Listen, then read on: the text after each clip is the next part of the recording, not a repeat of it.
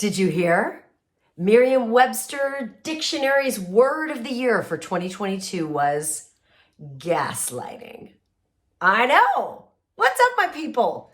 Today we are talking about why the heck Merriam-Webster chose gaslighting as its word of the year. But more importantly, what the heck does it mean? What are we supposed to do with that information? Is knowing the definition of gaslighting enough to keep us safe? No, it is not. So today we're going to talk about what do we make of this and how do we become a bit more gaslight resistant? So let's dive in.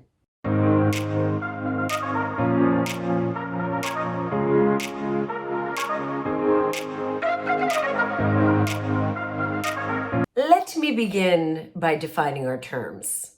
The good people at Merriam-Webster define gaslighting like so. Ready? Noun, psychological manipulation of a person, usually over an extended period of time, that causes the victim to question the validity of their own thoughts, perception of reality, or memories. It typically leads to confusion, loss of confidence, and self-esteem, uncertainty of one's emotional, mental stability, and a dependency on the perpetrator. Is it any wonder that word was word of the year in 2022?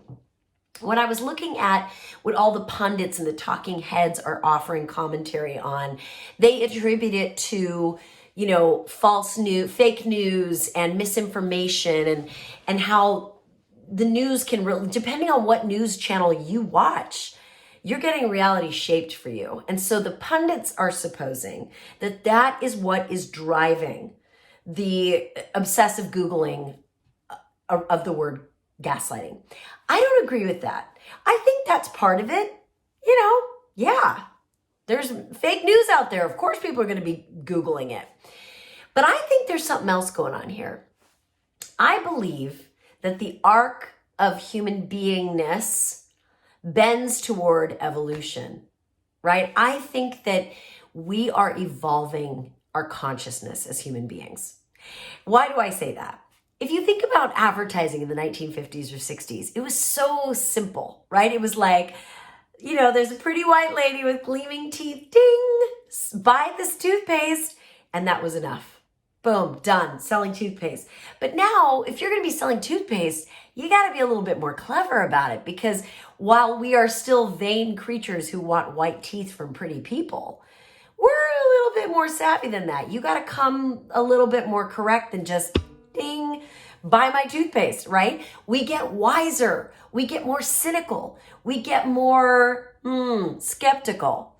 So as we're evolving our consciousness and as we're engaging with each other, our tolerance for people gaslighting us, talking us out of our version of reality, talking us out of things we know we remember, our tolerance for that stuff is getting thin, my people, which is why we are gaslighting instinctively. Which is why we are Googling instinctively the word gaslighting, because we're like, there's something going on right here, as Kool and the Gang once said.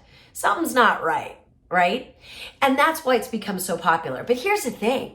Whether it's popular or not popular, who cares? The question is, what are we doing about it? Right? If we're in a relationship, in a work dynamic, and this channel is all about gaslighting at work, if we're in that dynamic and we're like, holy crap-a-roo, this person at work is, according to the dictionary definition, causing me to question the validity of my own thoughts, my own perception of reality, my own memories. That's when we have to start asking ourselves, what am I going to do about it? And here's what I want to tell you what this whole channel is about. So we're going to talk about like a micro bit, but if you're compelled and interested in this, go deeper. What we want to develop the capacity for is to call a timeout on somebody who's in the middle of gaslighting us, right? If somebody's trying to talk us out of something we know to be true, we need to adopt the skill. We need to acquire the skill of saying, whoa, time out. Totally okay for you to disagree with me. Totally okay for you to have a different memory of what happened. But what I'm telling you is that this is my take on what happened. This is my perception. And we can discuss it and we can debate it. But I will not have you making me feel crazy for thinking what I think. That's not what's on offer, right? When we come at people directly and clearly and call them out on what they're doing, it tells that gaslighter that we are not a target for them. There's plenty of other schmucks they can gaslight, but it ain't gonna be me, right? Let me give you an example. This is from the Wayback Machine in my career. Way back in my career. I was in my early 20s and it was payday. It was Friday and it was payday. And so in the ancient times, when I was a young 20-something, I marched up the stairs to where the accounting office was to get my hot little hands on my paycheck. And when I walked in, the woman who was handing out the paycheck says, "I'm sorry, there's something wrong with payroll and we can't pay you this week. You'll have to wait till next week." And of course, I was just a young munchkin, so I didn't know. And I was like, "Huh." And I said to her, "But I need the money. Like, I can't get through the weekend. Like, I'm out of money. I need the money." Do you know what she said to me? She said, "You should be ashamed of yourself. Are you living on such tight margins that you don't even have enough money to get through the weekend? You should be ashamed of yourself. You need better saving habits." And she gaslit me right there. Talked me right out of my total legal right to pick up my paycheck on the agreed upon day, and made me feel bad for even asking for it, for even needing the money. So I tucked my little tail between my legs and marched right back downstairs and bit my nails all weekend and drank soup out of a can, waiting for my paycheck. I was living paycheck to paycheck in those days, as millions of people are in this country, right? What she was doing was using shame as a gaslighting technique. Shame as a way to get me to not question her error, right? It turns out what she was doing was actually arguably illegal. You can't withhold paycheck from people that are by contract supposed to get paid on Fridays or every other Friday. That's illegal. But instead, because I was ill-equipped and unarmed with the strategies I needed to stand up to a gaslighter, I just tucked my tail between my legs and I skedaddled right out of there and wept all weekend until my paycheck.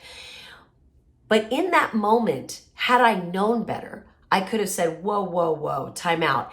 We're not talking about me and my saving or not saving. We're talking about you. And your job is to pay me on this agreed upon time. It's in my contract.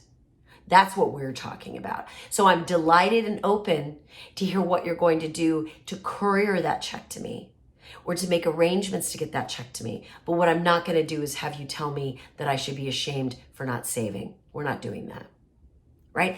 That is the power of understanding how gaslighting works and understanding what skills you can bring to bear upon somebody that is trying to gaslight you. And that's what this channel is all about. It's how to arm yourself so that you are gaslight proof. It's how to confront people that are gaslighting you, right? It's all those skills. You will find those here. You will also find, which I have gotten a lot of shade for, but I stand by it. You will also find content on how to stop gaslighting, because a lot of us have picked it up as a habit because we find vulnerability or hearing the word no or people not doing what we want them to do. We find that excruciating. And because we're not willing to tolerate that discomfort, we gaslight. So there's content for you if that's for you too.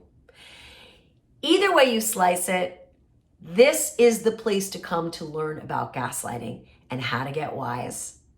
And I'm so thankful that you're here. And I hope this is just the beginning of a much deeper journey you're going to go with yourself to become gaslight proof so that you can say once and for all, not today, gaslighter.